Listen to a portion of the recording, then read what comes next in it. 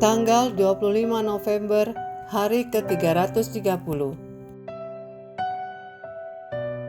Bacaan 2 Korintus pasal 10 sampai pasal 13.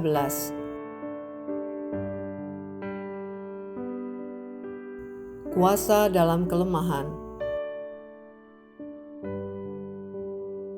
Garis besar.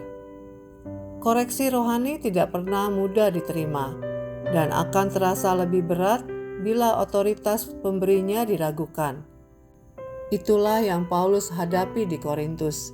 Ia perlu menegaskan otoritas kerasulannya, bukan untuk meninggikan diri, tetapi agar jemaat menghormati firman Tuhan dan bertobat.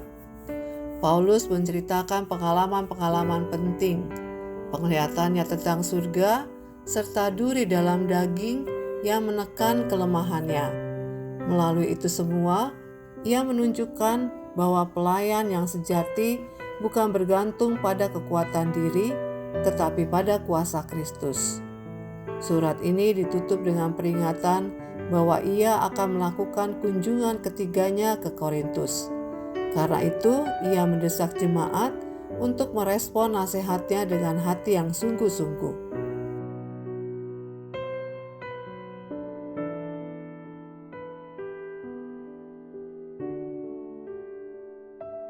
Renungan harian. Apa persamaan serpihan kayu, duri, dan permen karet? Jawabannya, lebih mudah menempel daripada dilepaskan. Istilah duri dalam daging Paulus telah memicu banyak pendapat.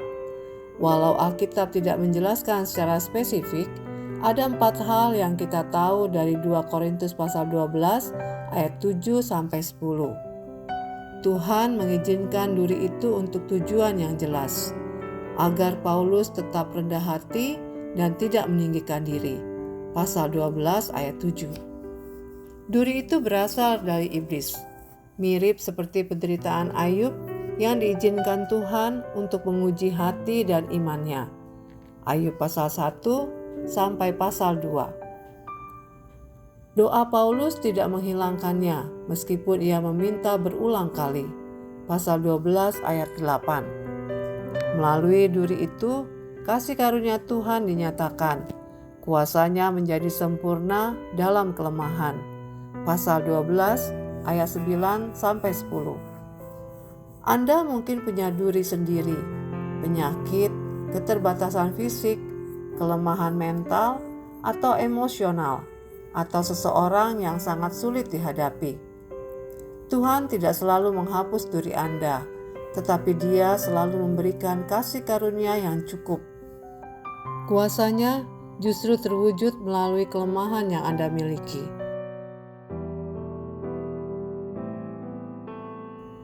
Orang yang tidak siap menanggung duri tidak akan pernah dapat menikmati harumnya bunga mawar.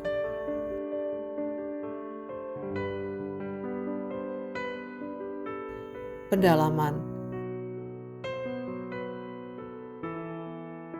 Misi ganda gereja.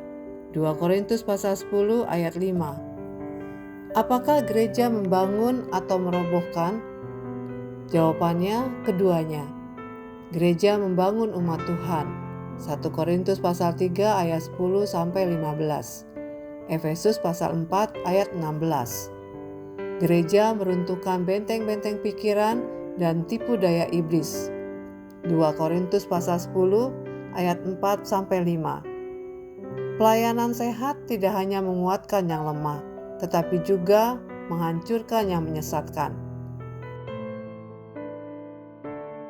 Apa yang ada dalam duri? 2 Korintus pasal 12 ayat 7. Banyak dugaan tentang jenis duri Paulus, gangguan mata, epilepsi, malaria, migrain, depresi, bahkan gagap.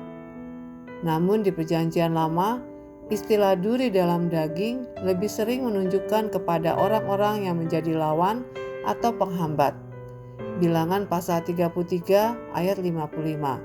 Hakim-Hakim pasal 2 ayat 3. Yehezkiel pasal 28 ayat 24.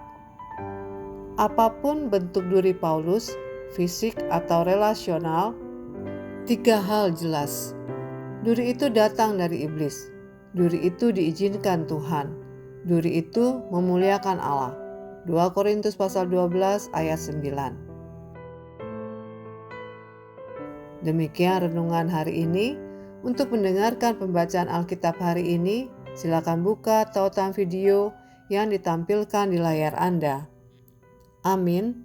Tuhan Yesus memberkati.